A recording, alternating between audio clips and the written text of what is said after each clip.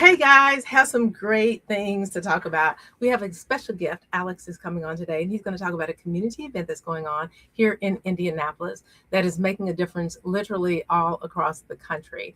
It's a positive thing that's helping the community and helping people with sustainable living as well as making healthy choices. It's a gardening event that's going to be really, really nice. So let's see. Hey, Alex, are you there? Hello. Hey, can you hear me? Yeah, I can hear you. It's a little bit low, but I can hear you, but we can't see you. Guys, we're going to just wait a few minutes while Alex come works on getting on in this live stream so you can see his wonderful face and attitude and all his expressions because he's super excited about what's going on here.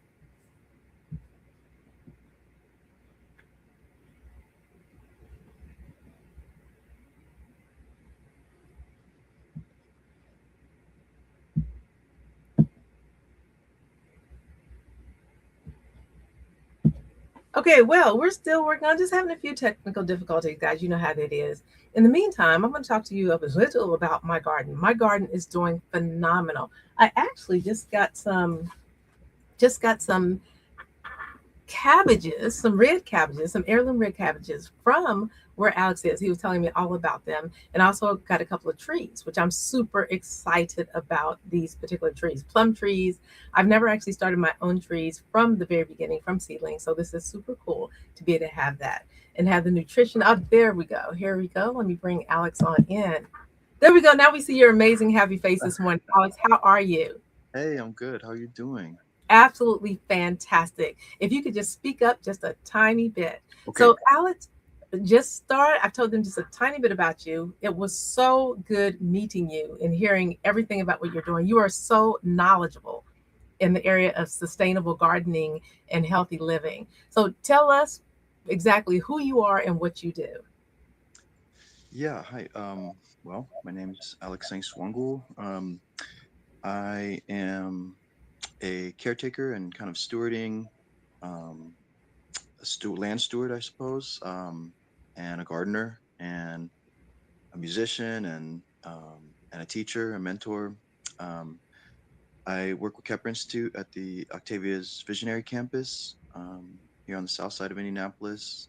There's a 17-acre farm here, and I help to caretake for the land and um, caretake for our gardens, help to plant the gardens and plan our plantings for our community garden. I run a youth program called Next Generation Farmers, which helps teens learn about how to grow food, and they come and help tend the gardens. And we also teach them some wilderness and survival skills.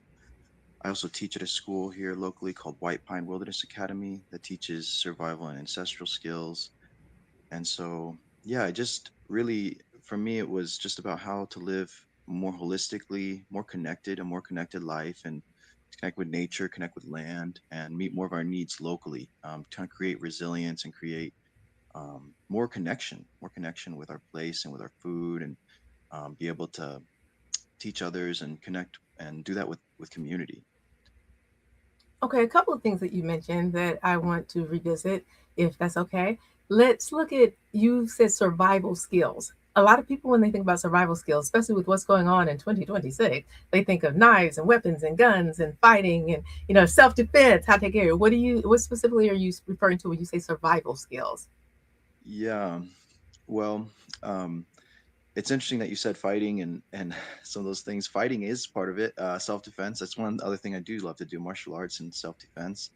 Um, but it's a really holistic approach. Really, it's like um, in the nature connection movement, we kind of like say like the sacred order of survival. And so there are the base things we need for survival, right? Our attitude, shelter, fire, water, and food.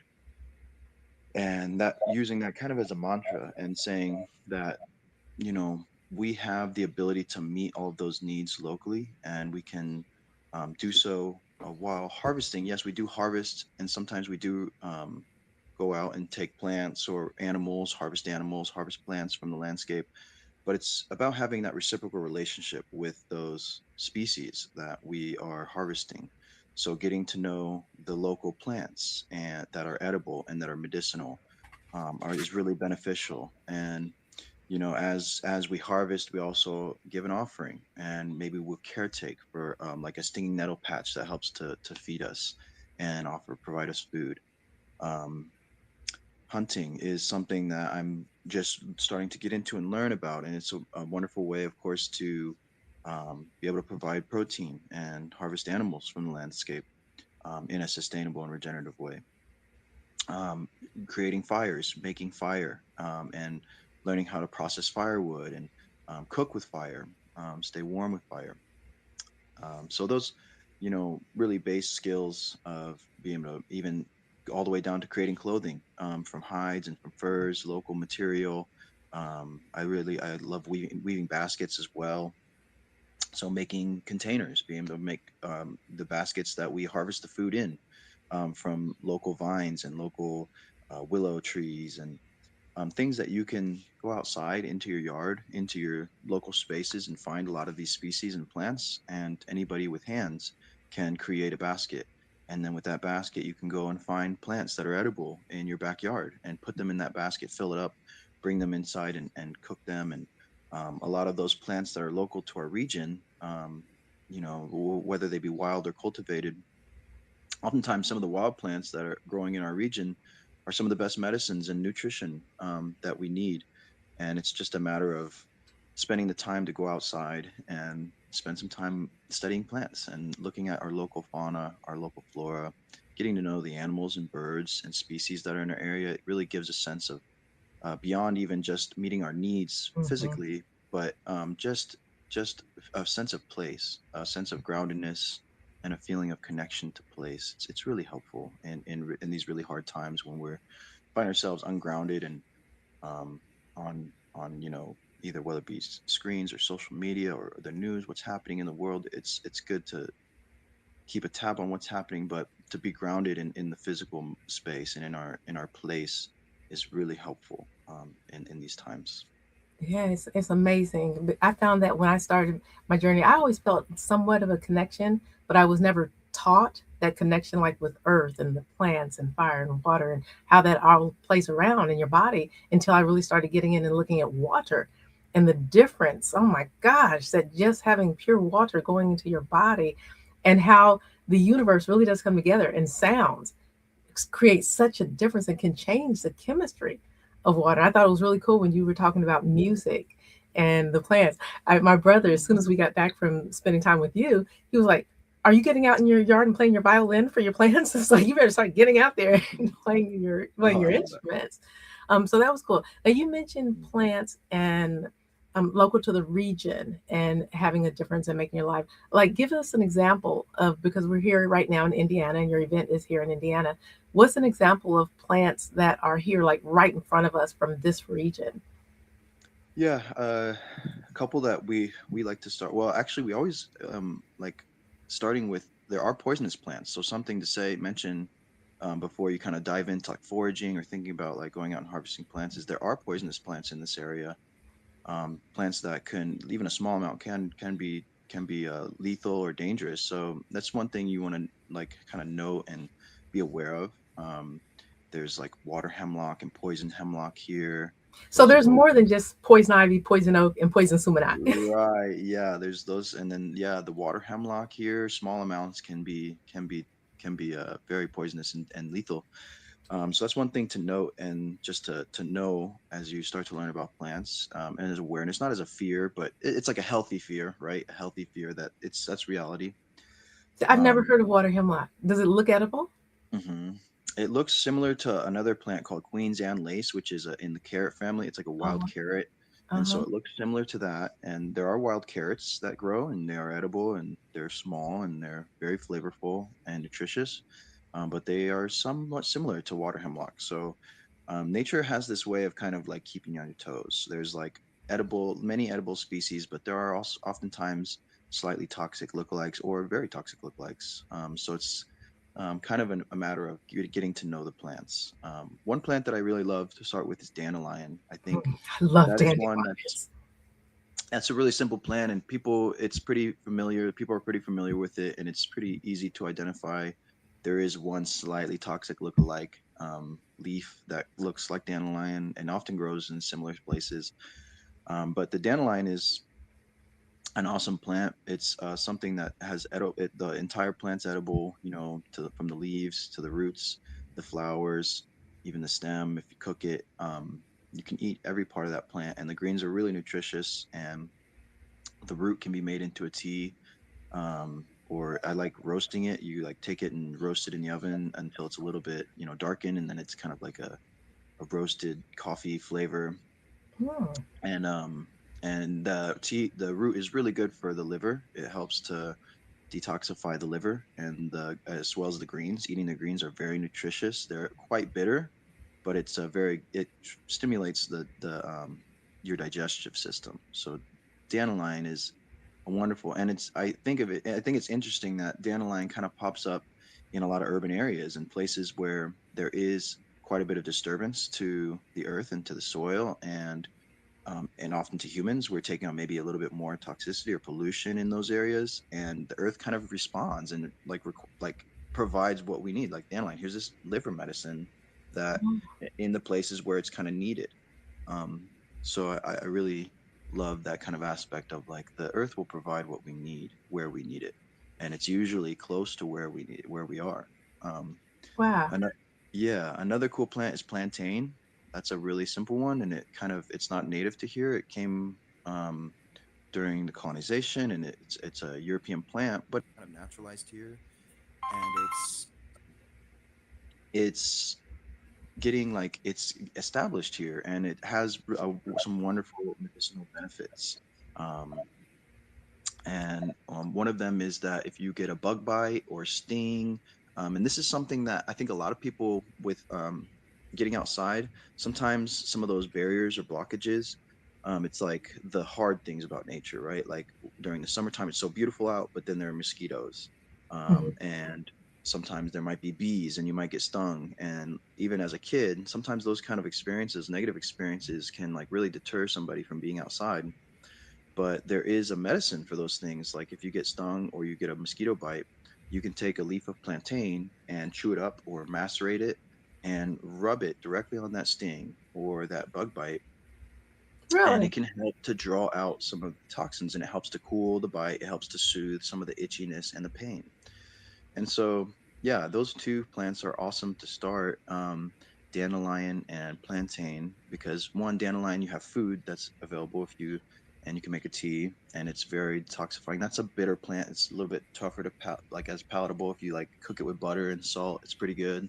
Oh, And the then leaf of the there, whole, the flower and everything.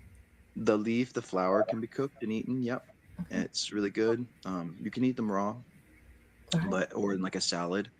Um, But and then plantain is a great medicinal for like those kind of like bug bites and stings and things that make it a little hard to be outside when you know that. And plantain's pretty prolific. It's like they kind of like called it the footstep, man's footstep, because it likes compacted soil. So where we're walking and the soils are compacted, that's where it will usually grow.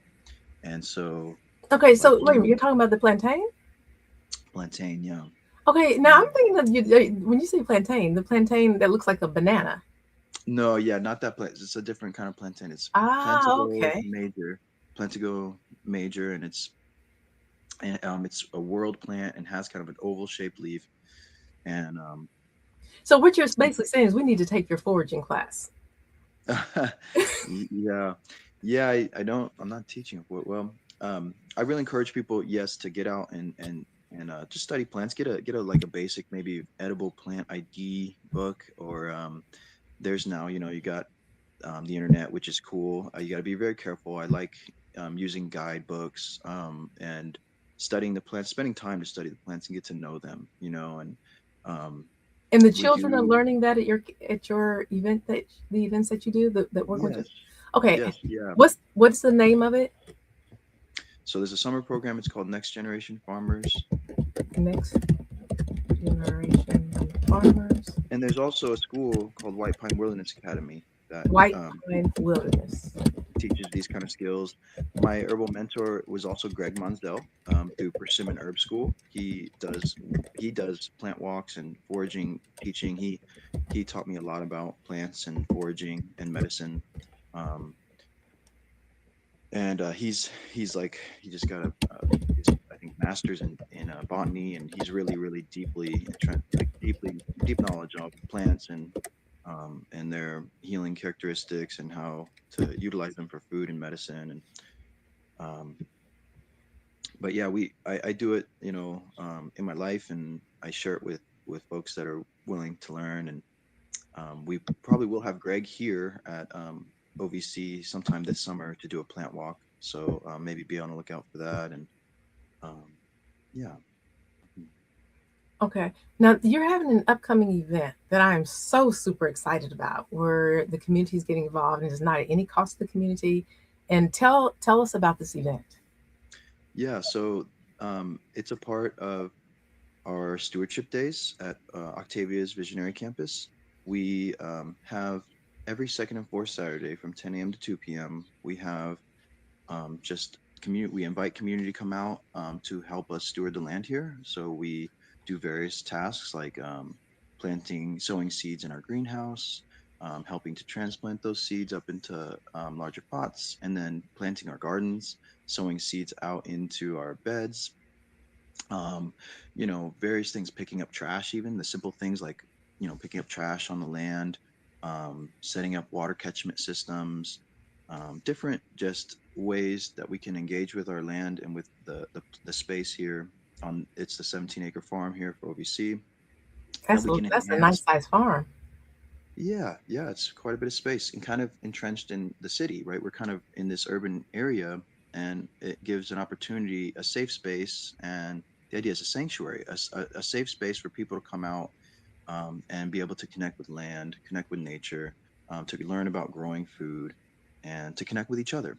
Um, and so this Saturday, we did this event last year as well.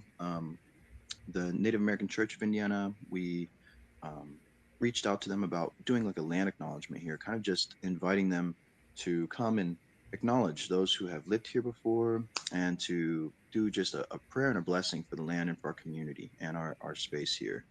And it was really beautiful last year. Uh, Choske Crow Dog came out and he shared songs and prayers um, from the Lakota lineage that he's connected to, and he um, he shared about kind of the people that were here and some origin stories. And while he was playing and singing, we were planting the gardens Mhm. and sowing seeds out in on the land, and it was just a really beautiful event. So we're going to do that again this Saturday, May 9th, from 10 a.m. to 2 p.m. And he's going to come out, and we're just acknowledging those that have been here before us, and the people that were here, and the indigenous people that are still here, and just as a prayer and a an intention of putting good energy to the land and remembering the original caretakers that were here, the original stewards of the land, trying to acknowledge it um, and bring that energy here and share it with our community too, and just come together in solidarity around that, and bring back kind of the regenerative way of being, stewarding the land and feeding the earth and making offerings, and taking only what we need, and being, working with our hands and working with community. A lot of what we do is by hand, and we work with the earth, and we're, feeding the earth, and you know putting down organic matter and mulching, and no chemicals. We don't use any chemicals. We don't use um, big machinery, other than once in a while we'll get a tiller out, or we did this year have somebody with a tractor come help us till a larger area that we're going to plant with a corn seed that is an old corn seed, a Potawatomi corn, that we're looking to help to rematriate and preserve that corn seed here. It's a really important old seed that is heirloom, and it's really resilient. And we're just looking to help to keep that food available for our community, and also keep that seed available for not only ourselves, but also rematriate it with the tribe, the Potawatomi, that are now in Wisconsin, and help with this project of saving seeds. Right. It was amazing when I was looking at that corn and you were showing me how it is and what it looks like. And I always thought that that was just decoration when I've seen that corn in different areas. Not too often. I mean, I've seen it probably maybe 3 times in the past 10 years.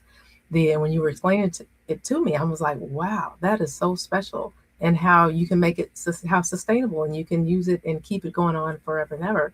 And I hope that that lady will be there on Saturday, because I look forward to meeting her, because I'm going to try to get some of that and help keep it Yeah. going as well.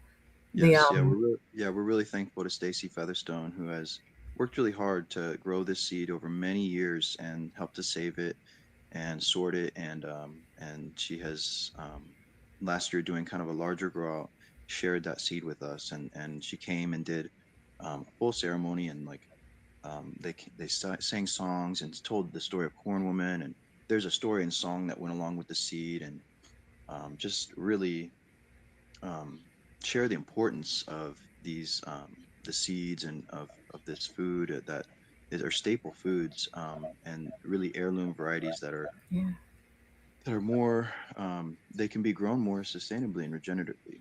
And I know, like now, our corn, like the genetically modified corn and those things, there's some serious effects and consequences of growing food in that way and in that large industrial way. And it's a complex system now, and it's but a lot of those things affect the earth and the soil and the water. There's all sorts of consequences and leftovers and side effects of that way of growing. So we're trying to do it in a regenerative way, in a way that is that can help to build the soil, build the topsoil, and help to regenerate the land, and it can be done for the next generations to come. right. So And your that's part plants of look what we're trying amazing. to do. I mean, they look fresh. They look alive. They look like they're untainted. And I was Mhm. just amazed at how fresh it looked. When the cabbage, even when I planted, I was expecting the cabbage to kind of be half dead the next morning. It looks amazing. I mean, I planted them and Oh, they're great! still You looking know, good. great. And Yeah, the fact that you use no chemicals on any of that stuff, and it's still just, right. I mean, it's Yeah, like it's happy that you haven't used chemicals on them. hmm And so as soon as yeah. I got home, I gave away the few chemicals I have, and the seven dust I have was like, nope, nope, not get go. I'm not using that stuff. I'm doing it all natural. Yeah, yeah, and a lot of, like, in our greenhouse, we've been watering our plants almost exclusively with rainwater, which is we've got rain barrels and a catchment system set up on our greenhouse, and um, Kepler also has an initiative called Express Yourself Rain Barrels, and you can find and purchase rain barrels from Express Yourself Rain Barrels through Kepra's shop, and Is that here in Indianapolis rainwater. or is that online? That's here in Indianapolis and online. It's available online, but it can be picked up here in Indianapolis. What's the name of it? Express Yourself Rain Barrels. Express Yourself Rain Girls. If you look Okay. through Kepra and Express Yourself Rain Barrels, you should be able to find it.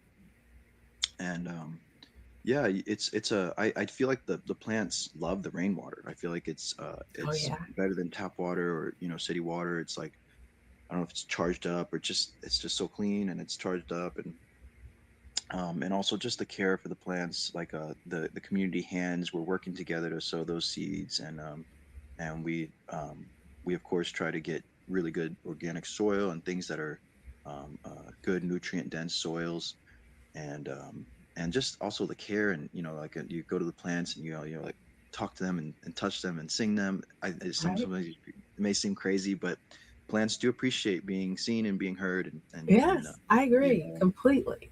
the spirit of it, but the plants, we're really grateful that the plants are doing really well, and those plants will be available for this Saturday, and for the next few stewardship days, we'll have plants available for any gardeners Oh, that are great. interested in getting So a that plant. people can get them, they can purchase them right there out on the site.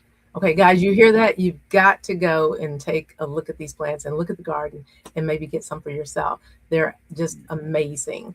To have no chemicals, to be totally natural, to be live. I mean, it's not dead stuff from factories going into your body, which it would. And that's another subject, Alex, that we'll have you back on later, the medicinal side, because people are having so many health issues and literally dying inside because of what they're eating and the things that are put in from the very soil. You think you're getting organic and realizing you're not getting organic at all because of the way things are today. Okay, now can Mhm. the people that can for this event that I'm super excited about, can anybody come if they have no experience, they've never touched the ground with their hands and they want to come, can they come? Can and still participate?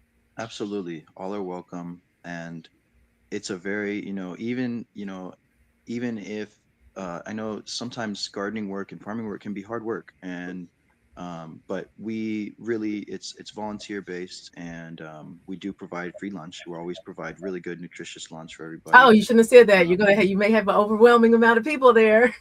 yeah, free nutritious lunch is always available, and often we will use like a lot of the fresh produce that we're harvesting off the land for those meals, and um, but it's really low pressure, and the wonderful thing is that it's pretty simple. We do it together, and you can learn about it very easily and jump in and help with the work. And there are several different projects and guilds and time and different things that can be worked on and done when folks come. But anybody can come, everybody's welcome, including children. We also often have children out there, and it's really Uh, wonderful. like what age? Any age. We have kids of all ages out there, and they end up, running around the fields and the log piles and playing, and which is okay. They're playing nearby the gardens, and sometimes we call coyote mentoring. We'll be like, hey, come check this out, and come help me plant this one seed, or come help me transplant this plant. Can you help me dig that hole, or you know, uh, you know, check out this plant right here, and little things that we engage them and allow them to see, get them to see and get their hands in the soil, see and engage with the plants, and see like, hey, come harvest this leaf and try it. Try to taste this, and try this tomato here, this cherry tomato, and you hand it to them and they try it. Comes right from the plant, or they get to pick it themselves and eat it. And there's something really important about that experience for youth. They get a chance to physically see and have their hand in the growing of our food, and there's something really powerful that occurs there when they're able to experience that in real time, and and get some nutritious healthy food, and not only that, but have the connection of they're the ones who help plant it, and they're the ones who help, Mhm.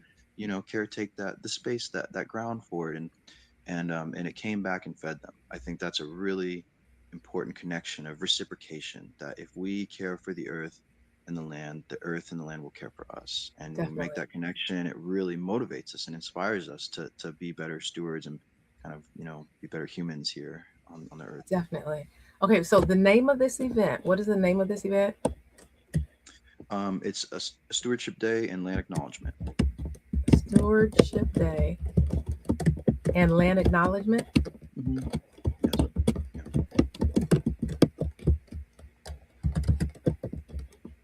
Yeah. Be sowing seeds, And planting the gardens.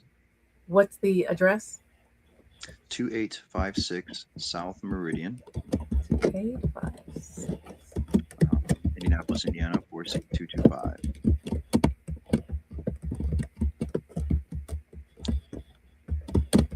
46225. Mhm. Okay.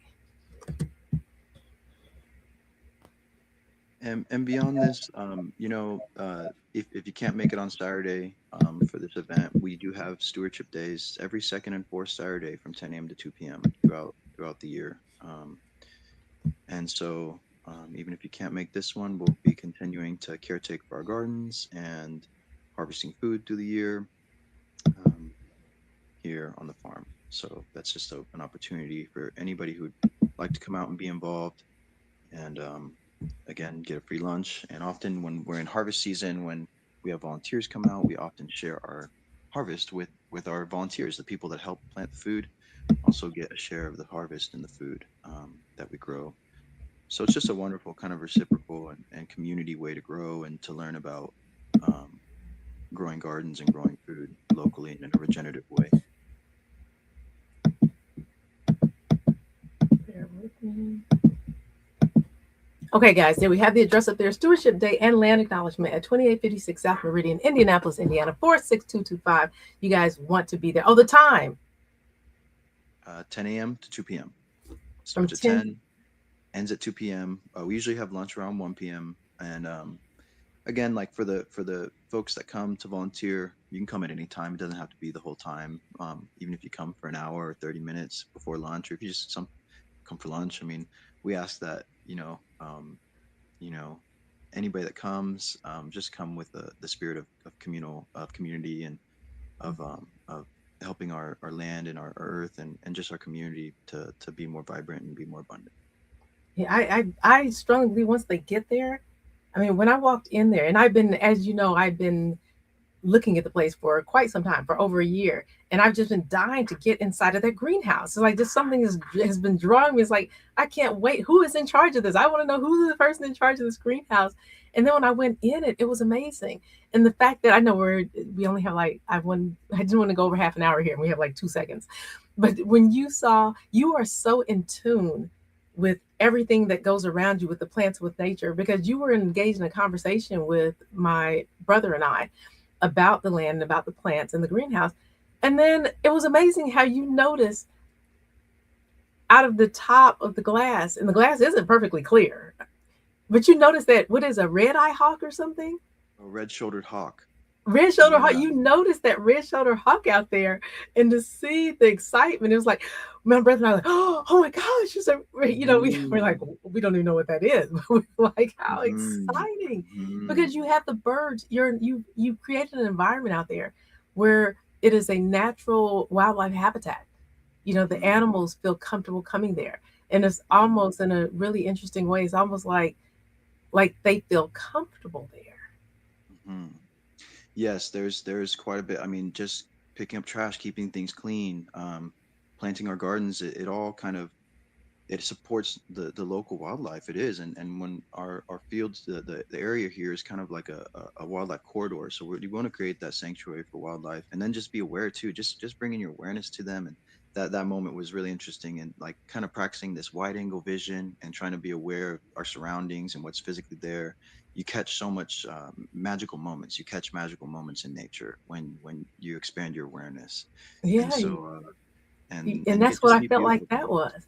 And it's like Hmm. you were calm about it. You were just calm and stuff. My brother was like, Yeah, "Wow." red And I shouldered think hawk. I think I probably scared it away. He's probably like, "Wait, too much energy for me," because I was like, "Whoa, what? Where? Oh my gosh!" Yes, it's interesting. Yeah, they say like you try not to point or like, like do a lot of movement. And you can almost try to just very gently like, oh look up there, or sometimes you point with your lips, like look away. Right, exactly, Yeah, exactly. but I was sharing this with some friends. I just became certified. I'm so happy, certified by the National Wildlife Organization for my property being a natural wildlife habitat. And so I've been super excited because it's been a learning experience. I have 16 different gardens. I planted about 450 plants, and 150 of them died because they were like, "You left us. You went out of town and left us." And it's like I came yeah. back, they were dead.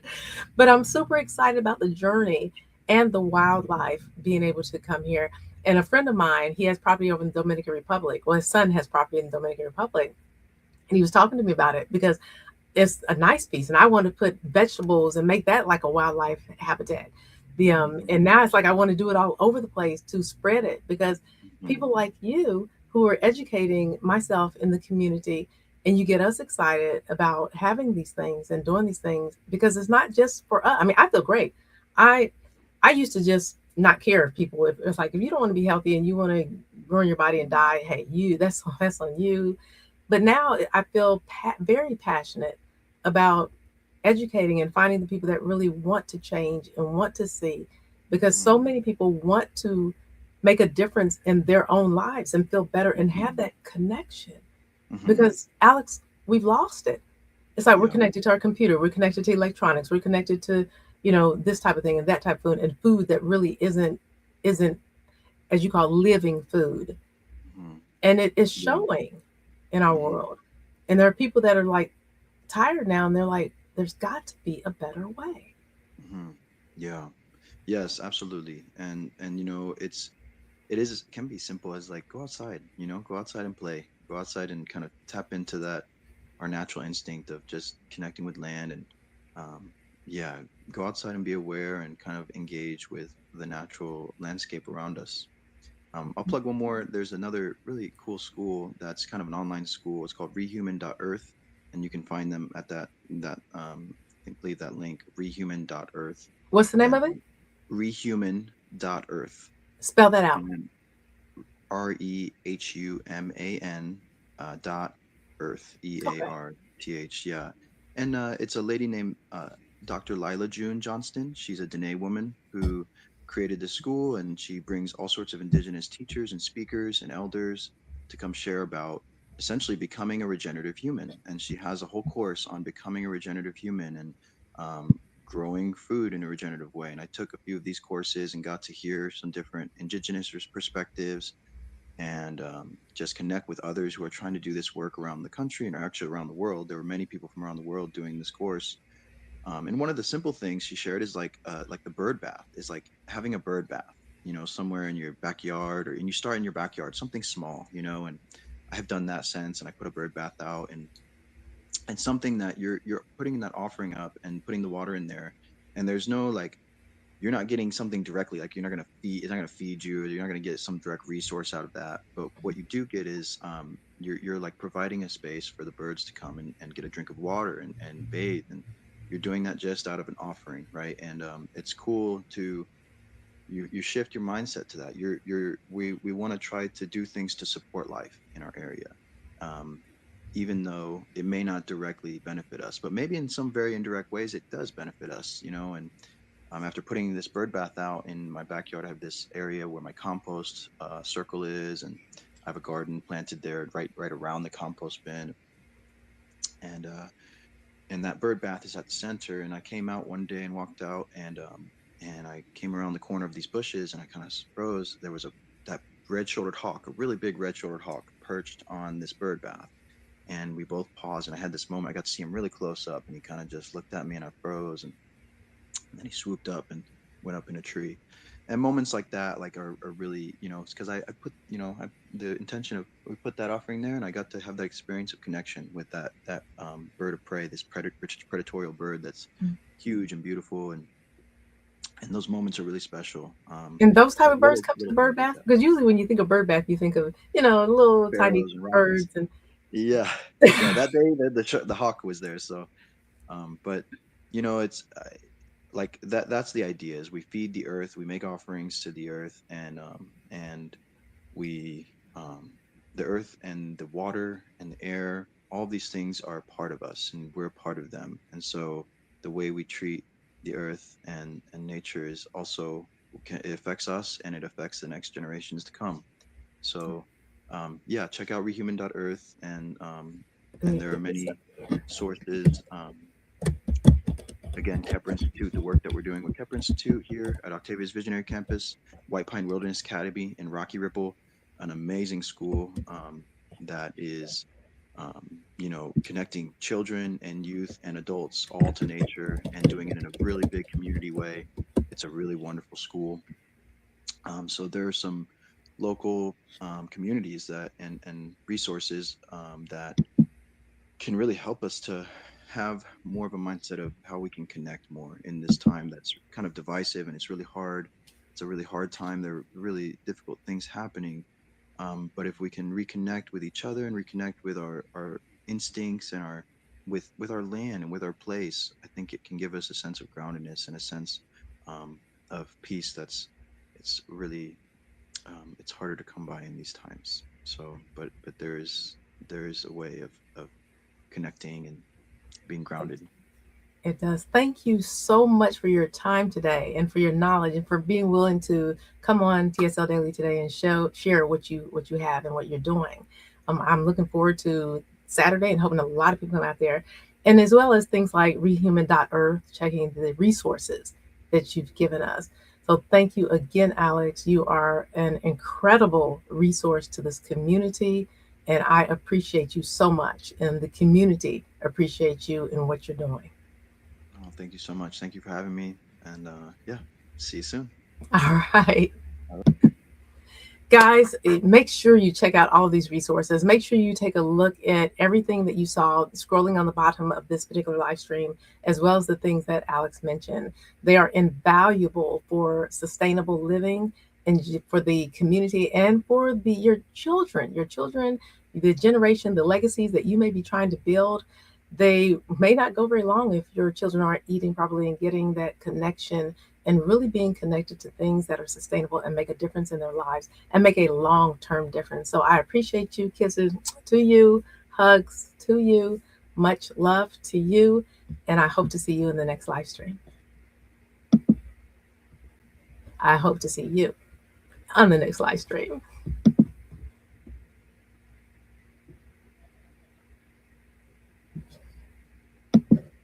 Okay, let's get out of here.